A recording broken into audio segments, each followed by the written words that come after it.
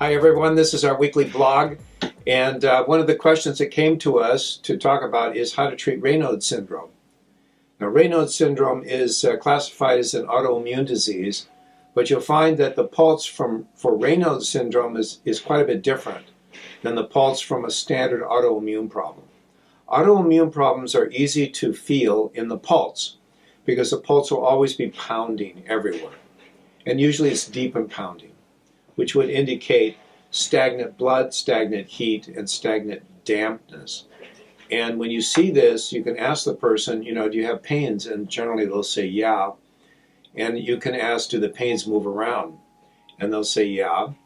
And they'll say, do you have rheumatoid arthritis? And they'll say, no, they checked for that. I don't have that. Well, what's interesting is very often, and what usually happens, is that people suffer with these kinds of issues for 1 to 2 years before they actually trip a test that shows an elevated C-reactive protein.